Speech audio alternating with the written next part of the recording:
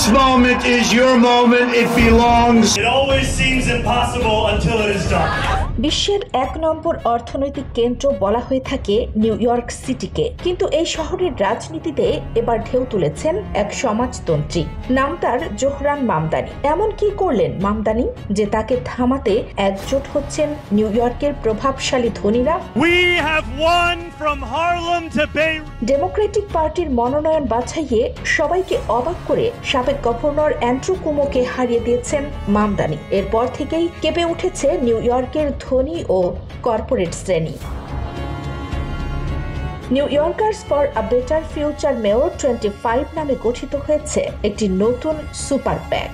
লক্ষ্য মামদানিকে হারাতে $20 মিলিয়ন প্রচারণা। ভাবা যায় একজনকে ঠেকাতে মরিয়া ধনীরা।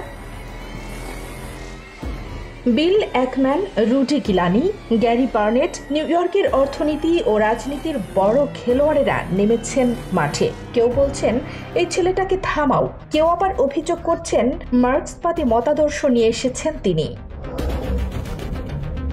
মামদানির প্রতিশ্রুতি ভাড়ার নিয়ন্ত্রণ, নগর মুদি দোকান চালু, শ্রমিক বান্ধব নীতি, আর এসবই আতঙ্কের নাম হয়ে উঠেছে বড়লোকদের কাছে। তবে মামদানি থেমে নেই। কর্পোরেট লিডারদের সঙ্গেও গড়ে তুলছেন সংযোগ, অংশ নিচ্ছেন partnership for new York city এর আলোচনায়, বোঝাচ্ছেন তাদের।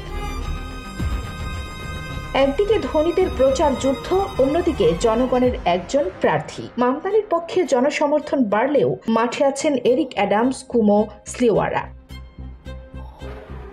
নিউ ইয়র্ক সিটির ইতিহাসে হতে চলেছে সবচেয়ে ব্যয়বহুল তীব্র রাজনৈতিক লড়াই। প্রশ্ন একটাই, শেষ হাসি কে হাসবেন? অপেক্ষায় নিউ ইয়র্ক সহ পুরো মার্কিন যুক্তরাষ্ট্র।